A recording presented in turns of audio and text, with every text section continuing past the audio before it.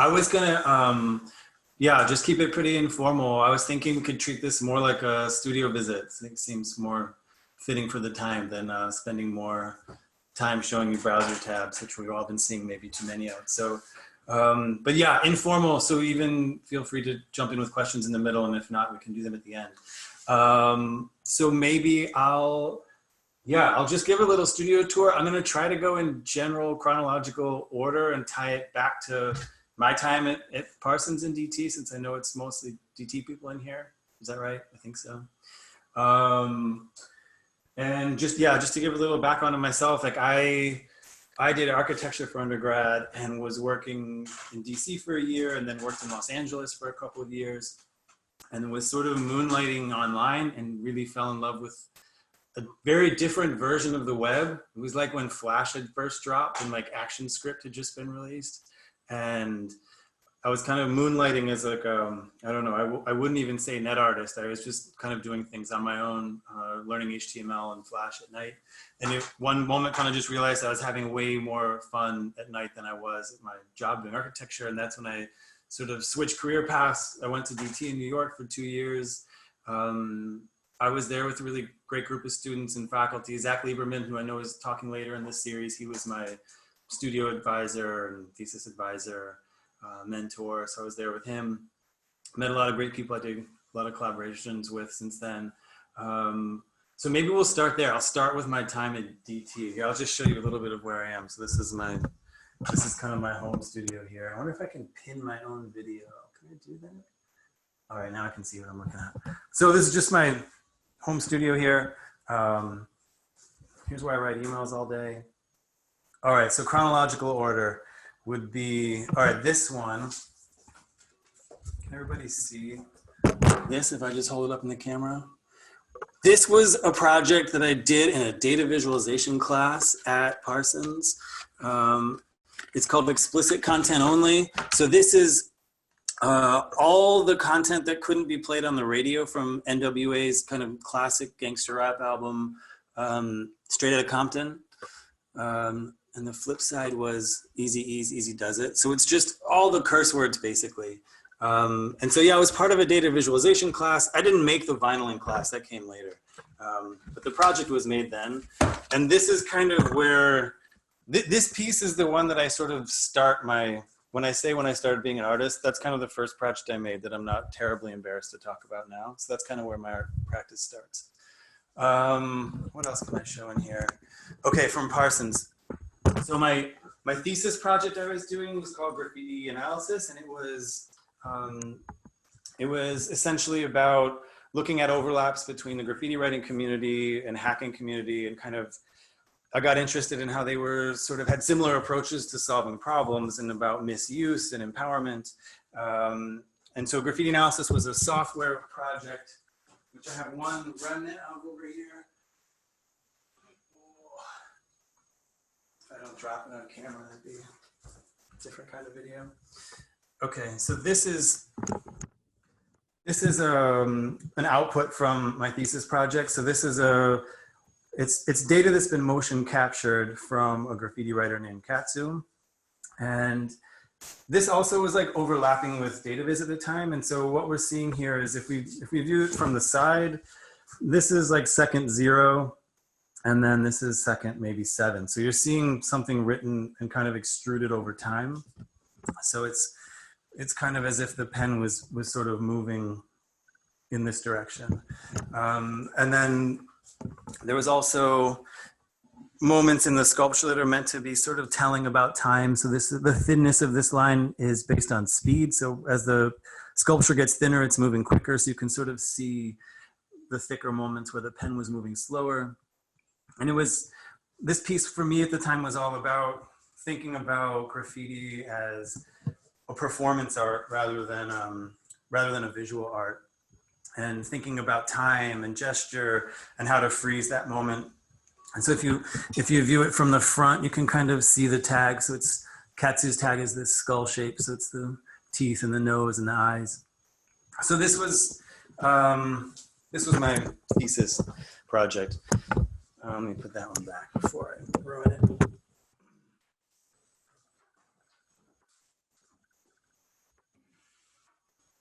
sculpture came later too, I have to admit. I wasn't working in bronze when I was a student. But for the students out there, maybe this is or people that are looking to leave soon, this is maybe something to think about too, is that these projects don't have to end, like the record and the sculpture. Those are things that I made years after I graduated, but the basis for the work was still there. Okay, so that was thesis.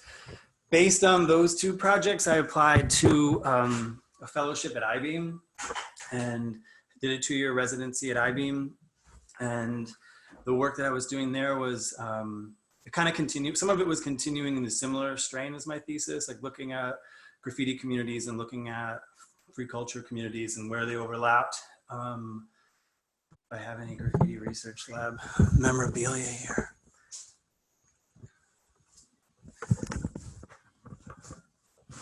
This is a giant ass projector that did the laser tag project that I can't even give away now. It's so big. That's one leftover thing that I can't get rid of. Here's what I believe is the last LED throwaway. So LED throwaways was like an early project we did as part of the graffiti research lab that was really simple. It was just an LED, a magnet, and a battery wrapped in tape. And the idea was that it would kind of allowed you to use pixels the way that cities and advertisers use pixels. And so you could put these up in public space or throw them at things. It was kind of silly. I don't think I have that much other GRL stuff in here. Maybe I'll switch to screen just quickly.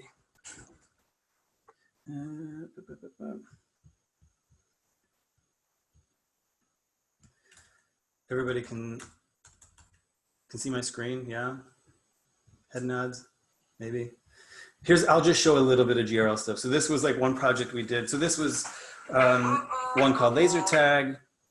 That was just about, again, like GRL was mostly about making tools for other people, like trying to think about as technology got cheaper and into the hands of more and more people, how could we be making tools that would allow people to write at a scale that was normally prohibitive.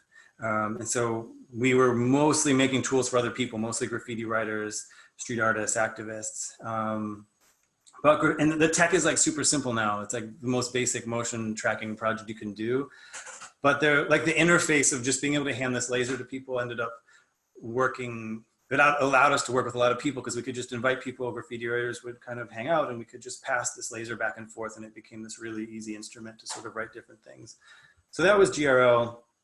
GRL was like, I don't know, one of the biggest takeaways that we kind of had from it was that the kind of social hacking side of it was maybe more interesting than the technical hardware or software side of the hacking. And so we transitioned what we were doing from Graffiti Research Lab into this group called the FAT Lab that was working under a lot of the same principles, but didn't have this obligation to be in public space all the time, and was much more interested in sort of embracing a much earlier version of the web. And I mean, it seems quaint now, but we were like toying with what viral media was and thinking about how you could get sort of activist driven content to flow through the web in a certain way. Most of this was pre-social media.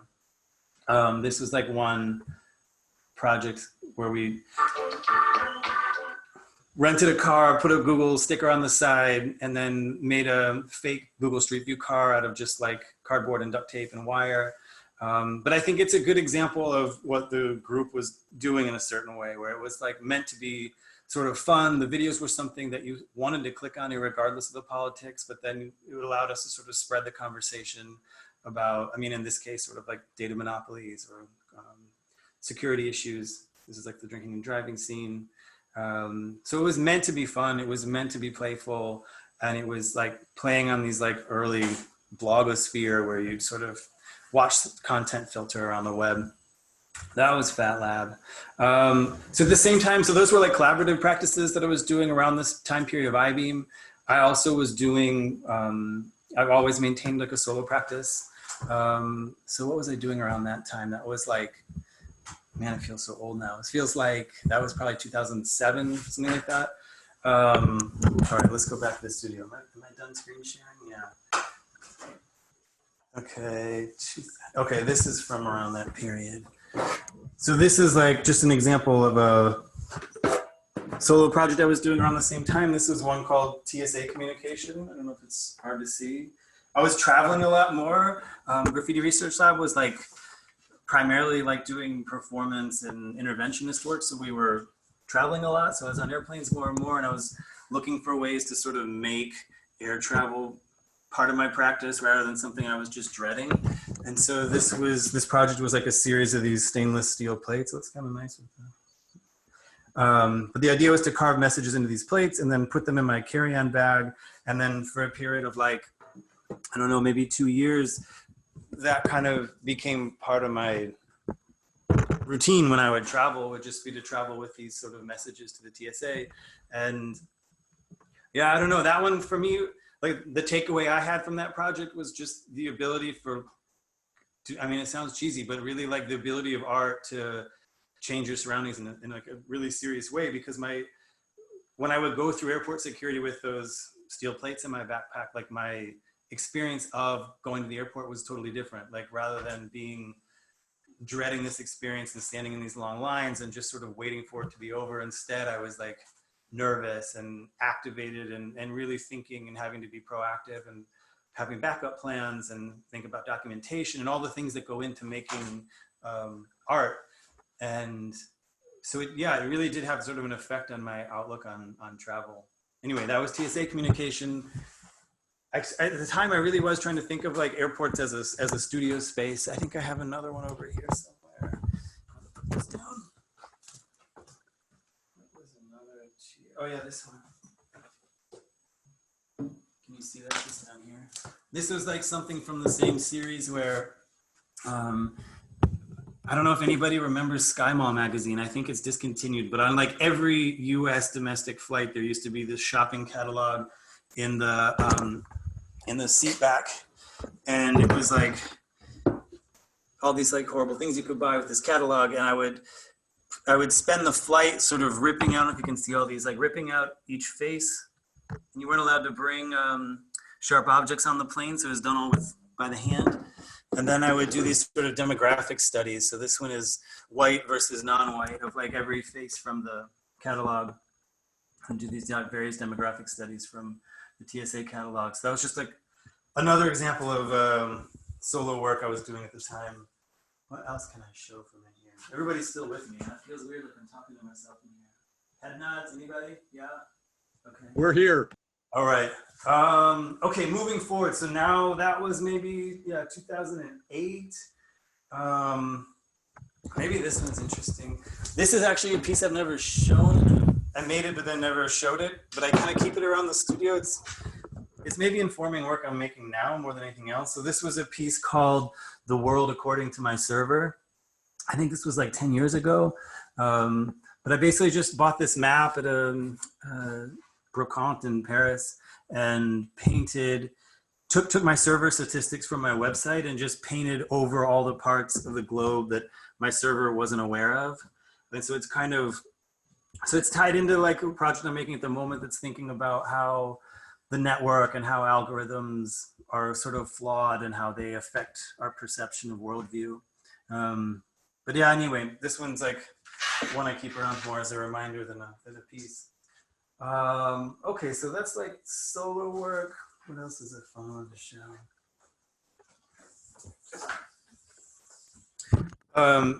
So peer-to-peer networks, like torrent networks, are a big part of what led me to move out of architecture and want to go to Parsons in the first place. Like the Pirate Bay is to this day like one of my, I don't know, favorite projects of all time. It's still sort of how I get content. I keep hoping Netflix is going to burn when all the servers are like going crazy and we'll have to go back to peer-to-peer networks, but that hasn't quite happened yet. Maybe I should be careful what I wish for. But I got invited to a group show called Pirate Bay and Friends, or Pirate Bureau and Friends. And this piece was kind of my contribution to that show. And this is a pyramid made out of routers. Pyramid's a shape that's connected to this idea the Pirate Bureau had called Copy Me, which was kind of like a really simple premise, just that sharing data between people, like the act of copying and pasting was a participation in the natural flow of data. And so Copy Me was meant to sort of be this ethos that they were surviving by. And the pyramid was meant to represent that. So this was a pyramid in that show that anybody could just upload and download data from. But then the idea was that you can when you, I don't know if you can see this maybe, when you would connect to it, the SSIDs form this like other pyramid in your, I don't know if it shows up. But it's meant to sort of be this duplication of the pyramid form within your Wi-Fi connection settings of your phone. So that one's the copy me totem. All right, what do we have next? I mean, an easy one to talk about in here is maybe the floor. So this is leftover remnants from a series that I've done over the past, like, I don't know, it's been 7 or 8 years on this project called Cache Self-Portraits, where I basically just have a script running on my laptop that archives all my browsing data on a bi-weekly basis. And then I'll show just a sort of an uncurated, undesigned, raw sort of feed of that. So this is just like leftover scraps that got sent back to me. But it's everything from like, I don't know, like here you can see my kids watching Peppa Pig on my laptop. That one sticks out. It'll be, there's like bits, it's just everything you see online. Like it'll be me doing sort of landscape-based research, looking at friends' work, updating my web page. I don't know what else is in here. Here's Copy Me. Here's a nice little pyramid logo. That's what the routers are based on. But the piece, it's like, it's meant to be about, it's meant to be, even though I couch it as a portrait, it's meant to be less about me and more about a snapshot kind of at the web at a given moment. And then also, you know, obviously thinking about security concerns and about this portrait that feels kind of like overwhelming, and this huge dump of data is like nothing in comparison to the portrait that these companies like Google and Facebook have on us. Maybe I can show, I'll jump into the screen really quick. Just because I have a new version of this that's installed, but in a show that's closed, I can show photos from it at least.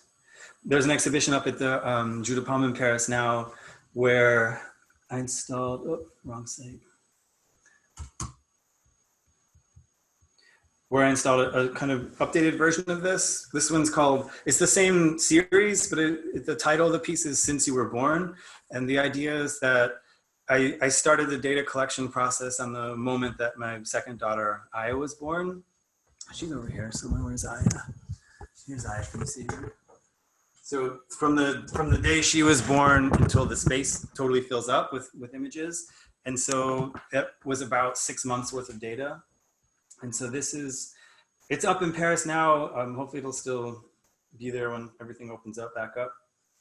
But I mean, the idea for that was like a little bit of a shift where rather than just having it be like a self-portrait, like the idea of tying it to her, I did a similar version for my other daughter that was in a book form, but the idea was like, I mean, everybody has different relationships with the web and with art, but I know for me at least, there's days I wake up in the morning and both of those two things might be the most important thing in the world to me. And then there's other days I wake up and it feels like totally not important and potentially bullshit.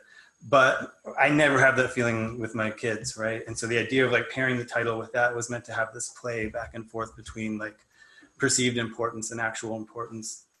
The whole series is a bit of a false portrait anyway. Like I don't think that we are the sum of our browsing patterns, but that's kind of meant to be what the experience of the piece is meant to evoke in the viewer. Okay, enough on that one. What's another piece in here? Maybe I'll talk about Red Lines for a minute, which is a project I've been doing a lot the last few years. There's some Red Line stuff in here. So these infrared videos are from this series called Red Lines. This is from a relatively new piece. This was shot in Lisbon. This is Cape Town. I don't know how well this is coming through in the camera. I really feel silly in here talking to myself. These are newer ones from Lisbon. This one's from Mumbai. But so the idea for the Red Lines piece, it started a long time ago, and it was related kind of to the way the web was changing and my thinking about where I wanted to situate myself within this new web that seemed very different than the web that made me want to make art and be a part of all this stuff. And I don't know, there's different ways to talk about the work, like technically what's happening here. Maybe I'll jump onto screen one more time. Everyone's still with me, huh? I don't know why I'm paranoid it's gonna shut down and like 20 minutes later I'm gonna realize I've just been talking to myself in the room. We're here, man, we're speechless. Okay. Okay, share screen. So red lines, let's go to the site. I was kind of looking for a way. There was like a moment where I really wanted to get out of the game, and I was just thinking like, I'm making art by choice, and I'm choosing to make work within this medium. And I was like, is this really the medium I want to spend my time in? It's like turned into this thing that is totally different from the reasons that sent me down this path in the beginning. And so this project was sort of my last ditch effort of like not maintaining, kind of like maintaining an excitement and like, I want to make work from a position of excitement and not from total despair and depression. And so Red Lines was my attempt to sort of wrestle with that. And so essentially Red Lines is this network, which you can see here. The white nodes are locations where I have servers set up. The black dots are individual people that have joined, and it's a peer-to-peer network. So as more people join, the system gets stronger. The general premise is that it's like a ring network. I'm sure nobody, well, maybe some people, I saw some people here might know what a ring network is. Ring network is like an old school web network where you kind of just link to your friends in this ring. And so this is a network composed of all these different websites that I've been building. Each website is its own piece. I don't know, maybe we can open one up at random here. And so when you go to any one of these individual works, you're confronted with this like infrared video. The infrared is like it's meant to be a reference, in one of the references anyways, to the sort of frequency at which the internet modulates. So if you were to dig up a fiber optic cable and cut into it, the laser light that's flowing through there is multiplexing around a similar frequency range as the camera is shooting in. So it's meant to sort of be looking at the physical landscape through this like lens of the network in a way. All the landscapes are shot at fiber optic cable landing locations around the globe. And then all the videos, all those white dots that are showing up on the map here, all those are servers that are acting as the main seeders for those individual videos. So this video that's in Cape Town, that video file is sitting on a server in Cape Town. And so because I just pulled up this site, now in Cape Town, there's a server with a little LED blinking and it's serving me this video. And the idea is kind of about having this physical connection to the landscape. Like the landscape that we're looking at, this data is being converted into infrared light and flowing to us from there. So there's this physical connection between here and there that's happening because I'm viewing this work. And there's different ways to see that. Like the URL is meant to be a sort of clue to that. Like you can copy the URL and go into a mapping application, and it'll recognize that URL as a GPS coordinate. So it's meant to be a sort of dual addressing system. So this is kind of another way of viewing the work. Another way of thinking about landscape. So you can sort of see like here's, similar location as here. Anyway, so it's thinking about landscape and it's trying to think of what's happening on the network, not as something separate from landscape, but as a part of landscape. And so recently I've been getting more and more, into this idea that this isn't something new. This is just in the tradition of people that have been making work about landscape for hundreds of years. And so maybe this would be a good place to end it. Another show that I have up that's shuttered at the moment is in Lisbon. Let me close some of these actually because they take up bandwidth. Let's go back here. So this is a show that's up in Lisbon. It's focusing on the reason a lot of the works in the studio now are shot around Lisbon is because I made new Red Lines pieces for that show. But then I also worked with the contemporary, it's called the Contemporary Art Museum, but was named that 100 years ago, so it's kind of tricky. But it's the main museum in Lisbon that houses historic landscape paintings like from the Romance period, mostly by Portuguese artists. And so this show was kind of about placing these two in like this, very close proximity, like overlapping proximity. And sometimes the horizon lines tend to match up. Sometimes they're meant to look very like different in terms of materials, like reflected light versus emitted light, frames versus monitors. But the idea is like to try to get across this sense that these are singular landscapes. Like the network is not something different. It's just a part of the landscape now. And so this is kind of the current direction I've been going in with the Red Lines work. And I mean, in a way that I'm not that excited about, Red Lines as a net art piece is something that is meant to be viewed in the home. And this is where I'll leave it, and then we can go into Q&A. But as a way that another part of the project, which I'm going to leave you with, hopefully, and you can have in your home, is like,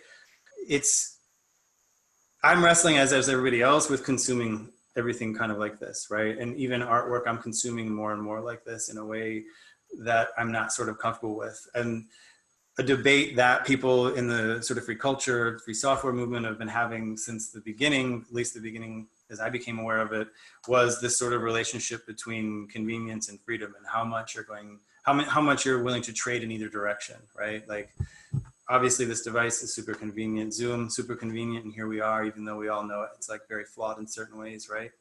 And convenience is a motherfucker, like it wins every fucking time. And I was trying to think about ways where that isn't the case. And one thing I came to was like food, right? And this might be particular to my upbringing as like a kid from the 80s in the US, but like that was a horrible time and place for food. Like this was right when like TV dinners were kind of introduced, and it was like, you know, food was like being experimented with convenience. Like fast food was really coming into the rage, like kids cereals, like food was at hyper convenience, and that has affected eating in the US for a long time. And then, I mean, not to give the slow food movement too much credit, but it to me seems like a kind of success case. Like whether it was that movement or just culture sort of shifting, like our attitude towards food has slowly shifted. Like when I go back to the US now, I mean, it's not perfect, but there's like been dramatic shifts in food. I mean, from thinking like about local produce and sort of valuing food that isn't based on how fast it comes to you, like Domino's 30 minutes or it's free. Like that's kind of the era I grew up in with food. And so anyway, I like that slow food is this example where convenience didn't win. And so I've been really interested in thinking about slow practices as a way of combating convenience. And you see this now, like right now, people are sort of getting into gardening, like a labor intensive practice that is apparently slow. And so I think I don't know, I'm not suggesting it as a solution, but it's an approach that I've been experimenting with. So that being said, Red Lines, it's meant to be lived with. It's like, it's definitely a net art piece, but it's not in the tradition of surfing. It's not meant to be sort of linked to and seen and gone away from. It's meant to be installed like in your home, ideally for months. And then it's meant to be lived with. I'll do a quick tutorial. Like the easiest way that I think to do it is just on your device that you use every day. And the advantage of putting it on your own device is that when you're living with it as an art piece, then it sort of makes your phone sort of inaccessible to other uses. And then you have to decide, am I gonna shut down this art piece to go see how many Instagram likes I just got? And it's sort of like a nice check on yourself, or it is for me anyway. So I'll give a super quick tutorial, and this will give you the piece, and then you can decide whether you want to live with it or not. Okay, on iPhone, unfortunately, if you want to have the thing on your desktop, you have to use Safari. Can you see this if I'm here? All right, if you go to p2p.redlines.network. Hey, Evan, unshare your screen. Oh yeah, that'd help, thanks. Okay, is that better? Okay, so you go to p2p.redlines.network, and then it'll connect me. It'll show how many seeders are joining, how many peers are there. Here's the peers that are joining. If I go down here and say add to home screen, is it showing up? Bonk. Then you'll get the sort of piece. It'll sit on your phone, and you can launch it. It'll connect to the network. You'll then be like a seeder, so you'll be part of the network now. And then my suggestion is then like, yeah, you write your emails here, wherever you're charging your phone, that now becomes this place to live with the work. And yeah, I can see more people are joining now. Nice, thank you. And it's kind of like a piece that it's about being connected but alone. So as it's jumping through the ring, we'll experience that together. Like we'll see the window change and we'll go to these different locations, but there's intentionally not any mechanism for liking or for direct messaging. And so it's kind of like feeling connected and alone and embracing slowness. So I feel like my hope is that it can like be something of some use in these times. That's like the biggest hope I guess you can have. Maybe that's too much. With that, I gotta interrupt and say hi to Theo. Oh, no way. Around. Yo, good to see you. Evan, let's open it for questions. Yeah. Anyone who wants to ask Evan something, raise your hand. I believe people should know how to do that on Zoom. I should, but I'm always the host, so I don't think it allows me to raise my hand. I'll start, Evan, since we're right in the middle of the coronavirus. Are you spending all your time in this room that you're showing us? Man, I wish. I've got 2 kids, man. I've got a 3 and a 6-year-old. Like I'm like fighting for the time that I get in here. Questions from the crowd. Jaslyn. Hey, can you see me and hear me? I can hear you. Hey, I'm Jocelyn. Nice to meet you. I remember Sven had mentioned your work last semester, and I thought it was really cool. So it's nice to get to meet you.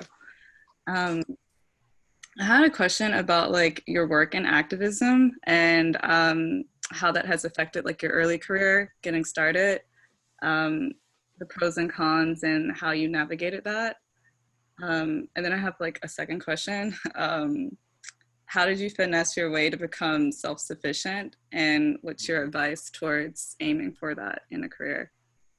Okay, the second one I get. The first one, can you rephrase it? So it had to do with like how to navigate the activism space? Yeah, like, and how did that affect the early stage of your career? What were like the pros and cons of that, and how did you navigate being in that space? No, it's a good question. I mean, part of it is my thinking has even changed kind of over time. Like, I mean, in the beginning, it took me a long time to consider what I was making as art. And then I got more and more comfortable thinking about it as art. And now looking back on it, I think it was probably not great art, but maybe if it was good activism. Like I've come now to really respect activism as its own practice that has its like own experts in it. And sometimes I'd be more careful jumping into it with the kind of, I don't know, brashness of youth that I did before, for better, for worse. Like, because I respect it as its own practice. And I think sometimes artists can be too quick to act as if they know how to do everything and they just jump in very quickly, which can be a good thing, I think. But now I kind of like the idea that there are people that are taking that practice very seriously, the same way that there are artists taking art as its own practice very seriously. I would say that in terms of how it affected my career, it's hard to say because the form of activism that we were making, like the group of us were making, was very clickable. Like it was, I would say it was rewarded maybe in a certain sense, maybe more than it should have in certain ways. But that was by design. Like we were trying to use, it was almost like a hack that we were trying to play of like I think the group of us felt that we had a slight edge in understanding how the web was working. I don't feel that way now, and there was sort of a kind of hole in the armor that we were like one step ahead of companies, for example, in a lot of cases, right? And that felt like a way where we had an edge. Like I remember like one time, I mean, Theo probably remembers this too. Like I remember one time there were companies that were copying laser tag pretty quickly.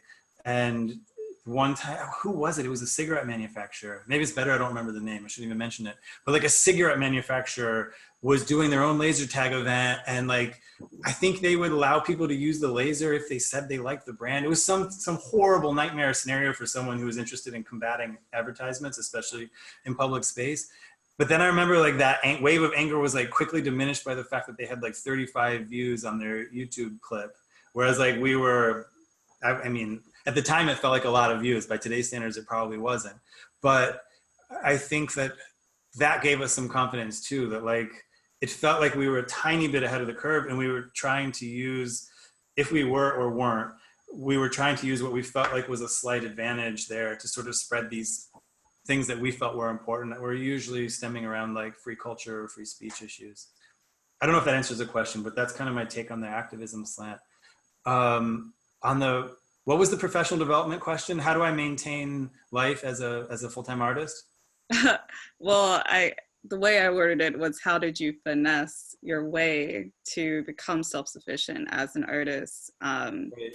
And do you have any advice towards like an approach towards that? I mean, I give IBeam a ton of credit for that. Like, I don't know how this is maybe a position I was in where I got pretty lucky, but right after graduate school, I did work. I did work in a web design job and an office job and hated like every minute of it. And then ended up getting that residency at IBeam. And I really felt like they sort of pulled me out of the matrix. Like they gave me 2 years to it was almost like having a second graduate school experience. I get 2 years just to work. I mean, the fellowship it was enough money to live in New York. It came with health insurance. It was insane. Like I don't think I've ever seen a fellowship like that since.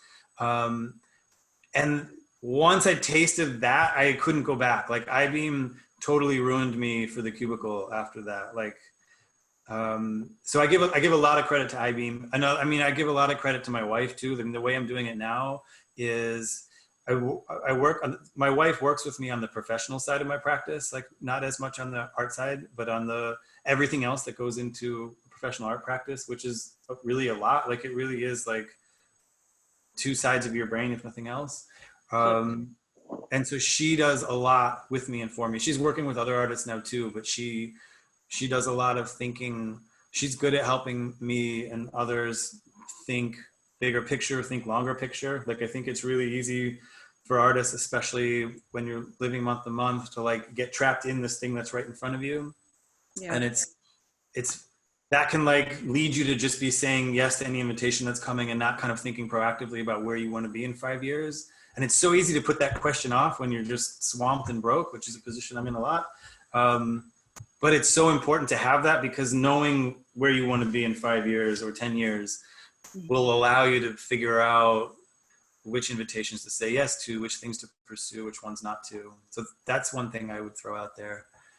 And then the other one I do is I diversify my income streams a lot. So I maybe more than a lot of artists I know have feet in different revenue streams. Like I'm not against selling work.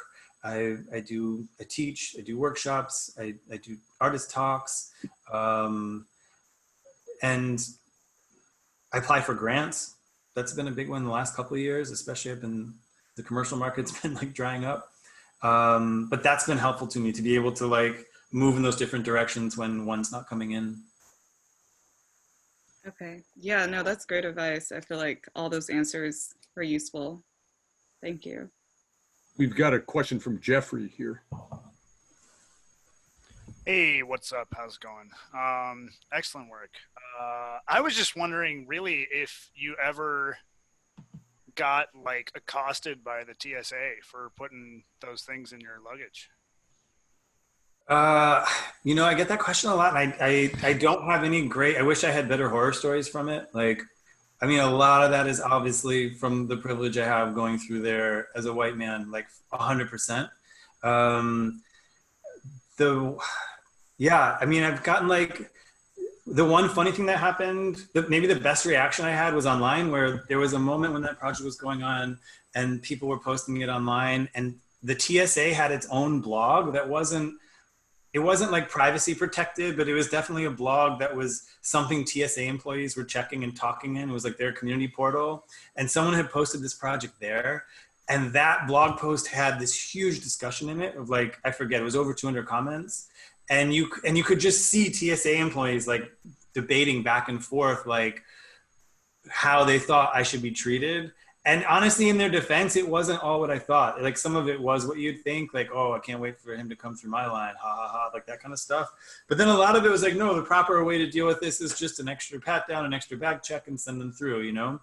I mean, my favorite reactions were the ones when they thought it was funny. Like it wasn't ever meant to be this, like, even the things that the messages I was carrying were kind of playful. Like it wasn't meant to be super aggressive. And so the ones where they would laugh were the ones where I liked it the most. And there were sometimes when that would flip. Like there was one time in Detroit when they were really laughing and liking and calling over the other employees. And I'm always trying to get good documentation, but getting the documentation of that project was actually more illegal than putting the steel plates through. And I always wanted to get like a photo of the actual X-ray, which I could see with my eyes, but it was really hard to pick up on the camera. And I remember in that case when they were all like laughing and the whole crew was over there and we were looking at it, and I was like, for a minute I thought I was like in. I was like, oh, could I get a photo of the screen? And then quickly it was like, no. Like they quickly shifted gear and were like, you can't get a photo of the screen, get out of here. Nice, awesome, yeah, thanks. We've got a question from Archit. Oh, hey. Good to see you, man. Great to see you again. So a lot of your work is about internet and it being a source of freedom and power. But internet, just like any other technology, is sort of ephemeral by nature. So my question is, how do you make work that sort of lives longer than its medium? Right, that's a good question. Okay, like on the Red Lanes project, for an example, that to me is a performance. Like, and that performance was meant to be 1 year. I mean, that's a project, for example, that I had to get a grant. Like I had to apply and I got sort of commissioned to make that piece, and that funded a lot of the servers. Art Angel in the UK funded a lot of that. Creative Capital in the US funded a lot of that. But that money's like about to run out. It was supposed to run out 7 months ago, and Art Angel came through and decided to renew it for a year. So huge thanks to them for that. So now the performance will run for 2 years instead of 1 year. But that's something like I've always kind of been okay with. Like I think net art is at its core almost always performance work. I mean, maybe that's a connection to graffiti too. Like they're both on different time scales, but net art's, I don't think it's supposed to be there forever. I think it's borders more on performance than it does on something that's meant to sort of be archived forever. If that answers the question. Got it. Thank you. Mm-hmm. I am going to throw one in here, Evan, and I'm going to ask for other questions from the audience. But I want to ask a question about your travel. You made a comment earlier about the TSA project, that it was partly done to just, deal with something you hated doing, being travel. You seem with the Red Lines project to have furthered your tendency to get into projects that were pulling you all around the world. What's your attitude towards travel now, especially with the family on the home front? Yeah, I mean, on the family side, yeah, my wife specifically is super supportive of this. Like when I have one of these, because that project particularly is not quick travel either. Like I need to be there ideally 10 days filming to come back with footage that I feel like using. And so, yeah, that's been, I try to minimize it when I can and make it really worth it when I'm going there. But it's something that when it's there on the calendar, we're thinking about it and working towards it. I mean, environmentally, I've been, that part I've come to a system where we're working and we've come to a system within the family that works. It's not so much travel either. Like, I mean, it looks like a lot now, but that network was developed over the course of like 5 years. So I would maybe do one of those filming trips, I don't know, every 2 to 3 months, let's say. Environmentally, like I'm less comfortable with it. Like I'm sort of, another reason I'm happy it's a performance and not something that's going to keep going on is between the travel and the server maintenance. Like if this was a project that was going to go on forever, I'd be really uncomfortable with the sort of environmental footprint of it.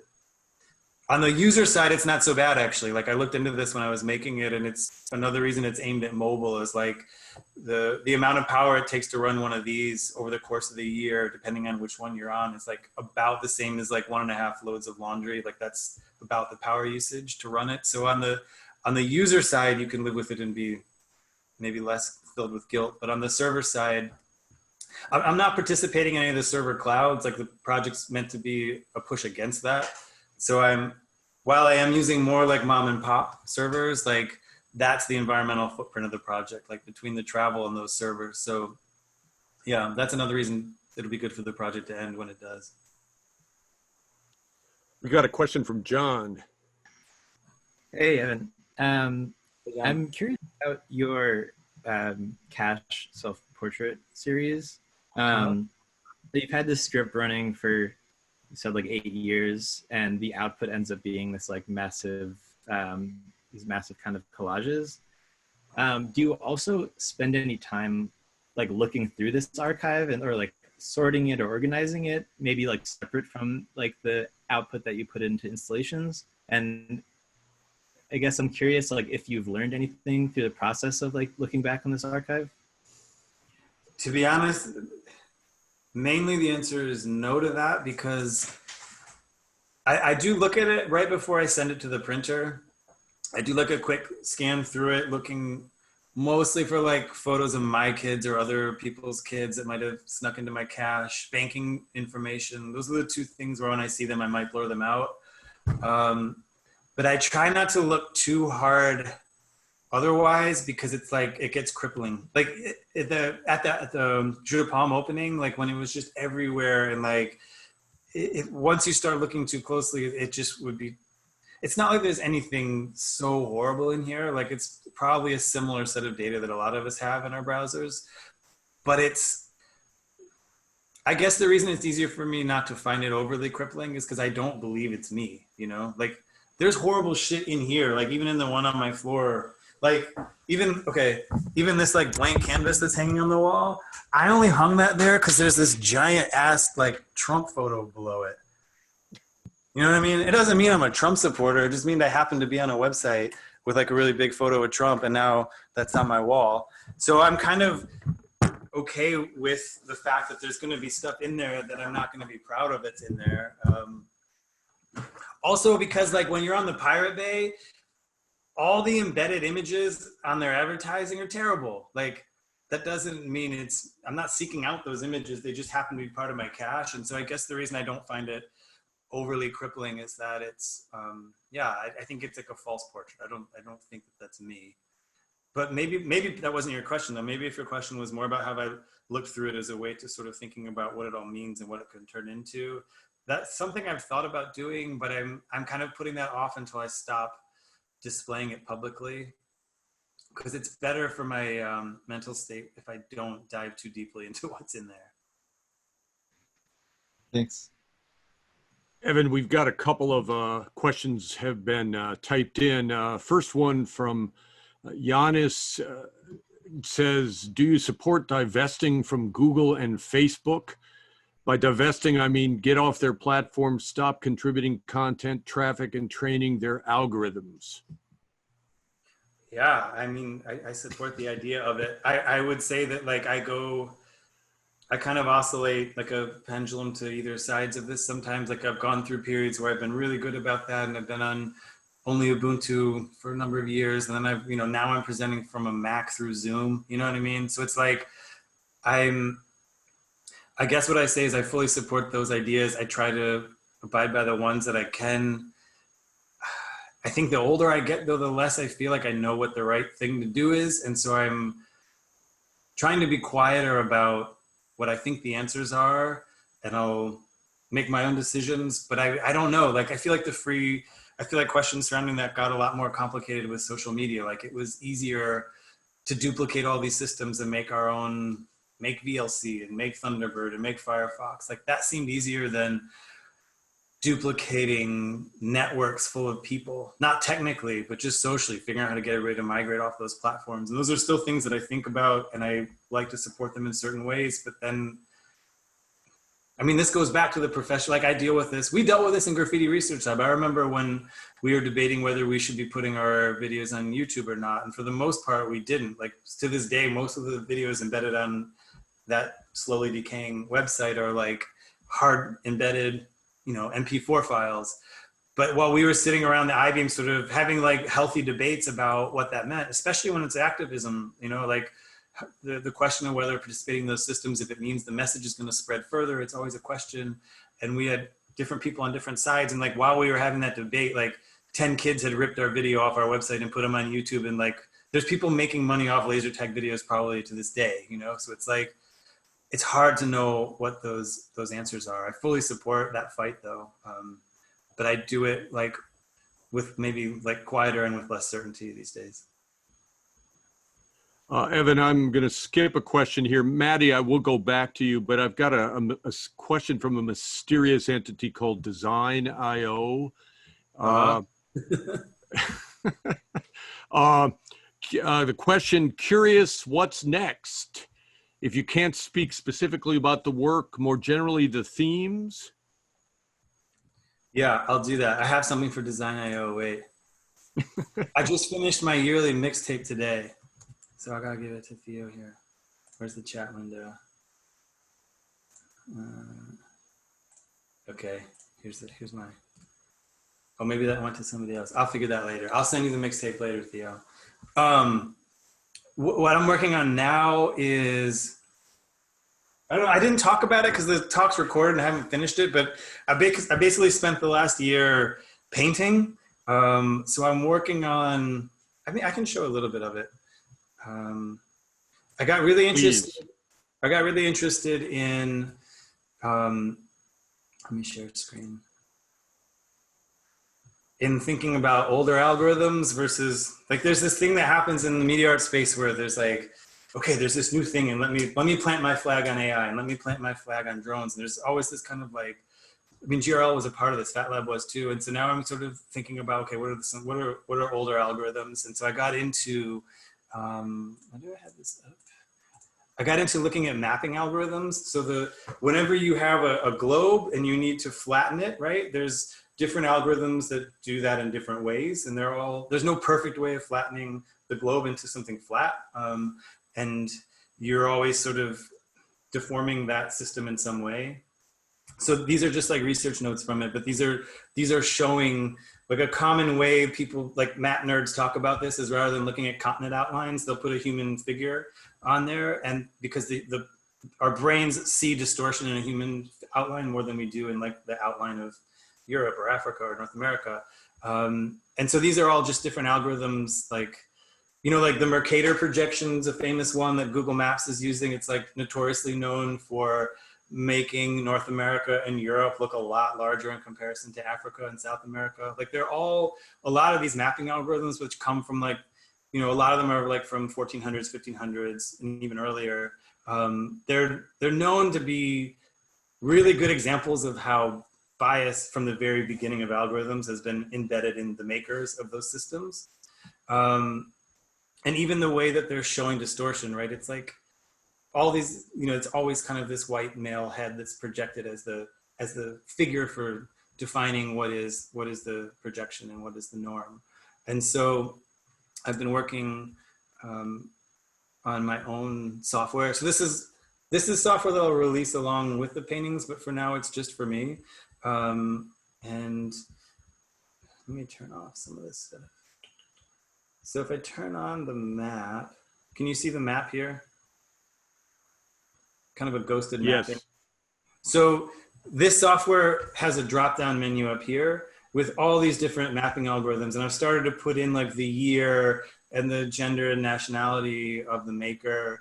And so you can do orthographic and see what that one looks like, or you can do equal Earth, and you can see how these different, here's the Mercator, what year was it? 1569. So you can see how these distortions are working. But then I have this system of controls in here where I can start to basically manipulate the variables of what are getting fed into that algorithm. And then, I mean, without going into it too much, like what's more exciting, these are the ones I was working on today, is that it can import other imagery besides mapping data. So I'm like, I don't know, I'm playing with making all these different flags for reasons that I'll skip. But you can, if I drag that into my system, then now I have my own imagery in there, and I can turn off the world map, and I can turn on, this is the telegraph line, for example, like the original telegraph line that's sort of steeped in colonialism. I can turn on this fiber optic cable network if I want to. And then I'm also starting to make new outlines. So rather than just this male head, like I'm making my own outlines that other people can import into their own mapping system. But then I've been spending a lot of time in this software just kind of like, this is my wife actually, using this kind of as a painting vehicle, like playing with this as a kind of like a painting scape. So manipulating variables, thinking about different projections. I'll show you Lithro. Lithro is my all-time favorite one. This one's so crazy. 1833. But you can really start to feel like how it's bending and how like the poles become this place of like things are warping around. So anyway, this is like a place I'm spending a lot of time in. The software is kind of, I have more work to do on it, but it serves my functions at the moment. And then I can export these as different, as vector files basically. And then I'm using, I guess I can show you the whole thing. So then when I export it, I'll get painting masks. Can you see these? Oh no, I just forgot. I gotta stop sharing this, right? It'll export files that I'm using as painting masks, and like here's one I'm making now. So the mask goes on, and I don't know where's a good one. Like this is like one I'm happier with. I can show this one. So I'm kind of learning how to paint now. Now I'm trying to teach myself how to paint. So this is an example of like one of them that I'm working on. So it's basically like using these mapping algorithms as a way to talk about like embedded bias and how that warps worldview. That's why like when I was saying, actually this is kind of a nice moment. Like if I pull the painting back, like that's why when I was talking about this piece, how that I made this one, whatever, like 7 or 8 years ago, I was kind of onto something there and got away from it. And then this is kind of me sort of coming back to it. So now my studio is kind of slowly filling up with these different pieces, and they aren't really ready for showtime yet, but they're, I don't know, I feel like I'm maybe a year away from showing those ones. Okay, Evan, I'm gonna finish here with one final question from Maddie, which may be quite appropriate Maddie, considering the content. She says, I'm curious how or even if you think your practice will change with COVID-19. I've seen a huge shift in the way that tech is talked about in the media. Example, New York Times switching tracks from their privacy project, which was super critical of big tech, to a new project that's focused on how fun and how great the internet is. Question mark. Yeah, that's a good question. I want to be careful how much to talk about this because I feel like I've seen other panels where people talk a lot of like speculating on what's going to happen. I clearly have no idea what's going to happen. But if I get nervous about these things though, because in general, I've been kind of disappointed in the internet during this whole thing. Like my phone is just dinging more and more now. And even though it's, in one way it's nice and it's connected to people, like in another way, like my personal channels that used to be manageable now are they're just going everywhere. And I feel like that's become another system of noise that feels less personal to me in a way. I also am still like, having gone through the NSA spying scandal and seeing that wave happen there too, where kind of like people, activists within the community were pointing fingers saying, hey, this thing's going on. Then it became, light got shed on it. People became aware of it. Mass media was talking about issues that a lot of us have been talking about for a long time. People were questioning whether these systems were good or bad. And then very quickly, everything just went back to normal. And here we are back on Skype, basically, right? And so, and it's not a critique of everybody because I'm a part of that system too. Like I also have had a hard time, you know, giving up these systems. We're talking on Zoom right now. And so I just get worried that even though we're going through this time of massive change and there's a lot of debate and people talking about these things, which is good. I know New School's even sent out emails thinking about the Zoom issue too. But I just worry based on past precedents that I'm not super hopeful that a ton of change in the tech sphere is going to happen. I'm more optimistic that maybe change in the environmental sphere could happen. Like I know a lot of people are going through this realization like, okay, maybe I don't have to fly so much. Like maybe I don't have to, you know, participate in a lot of these, whatever field you're in, like conferences or academic things, or like there's just, I don't know, I was surprised at how quickly it felt like we could adapt to living in a system that would have felt, I don't know, not unfathomable, but it would have been hard to think about. Now it feels easier to think about those things. So if I'm hopeful, it's maybe that this could hopefully lead to maybe more environmental change in terms of habits. Okay, I think we're going to wrap there. We have a bit of a tradition here, which is that we're going to ask everyone to unmute and snap your fingers for Evan.